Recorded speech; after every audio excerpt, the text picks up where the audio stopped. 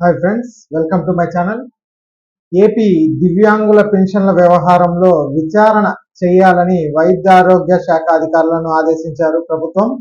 వారిపై చర్యలు తీసుకునే అవకాశం ఉందని సమాచారం. మరి ఆ వివరాలు ఈ వీడియోలో అయితే తెలుసుకుందాం. మీరు ఇంతవరకు నా ఛానల్ని సబ్స్క్రైబ్ చేసుకోకుండా ఉంటే దయచేసి సబ్స్క్రైబ్ చేసుకోండి, లైక్ చేయండి, షేర్ చేయండి. మీరు ఇచ్చే లైక్, మీరు చేసే సబ్స్క్రిప్షన్ మాకు ఎంతో ఎంకరేజింగ్గా ఉంటుంది. వీడియోని ఎక్కడ స్కిప్ చేయకుండా చేయబడుతుంది.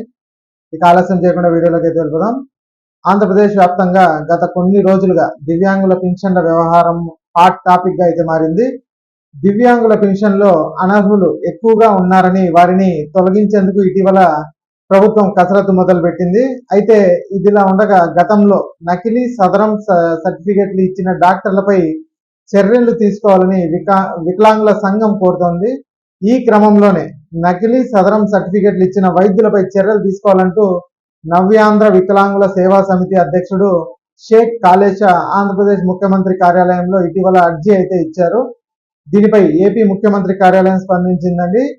సీఎం ముఖ్య కార్యదర్శి ఎం రవిచంద్ర వీటిపై విచారణకు ఆదేశించారు. నెల రోజుల్లో చర్యలు తీసుకొని ఆ వివరాలు పీజీఆర్ఎస్ ఆన్లైన్ పోర్టల్లో ఉంచాలని సీఎం ముఖ్య కార్యదర్శి రవిచంద్ర ఏపీ వైద్య ఆరోగ్య శాఖ ఉన్నతాధికారులను ఆదేశించారు. ఈ నేపథ్యంలో అధికారులు వీరిపై దృష్టి సారించినట్లు తెలిసింది.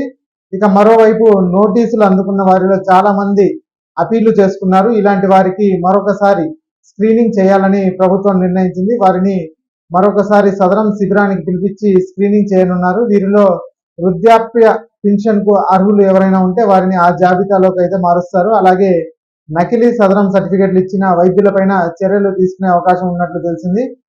ఇక ఈ వీడియో నచ్చినట్లయితే ఒక లైక్ చేయండి, అలాగే మా ఛానల్ సబ్స్క్రైబ్ చేసుకోండి. Thanks for watching.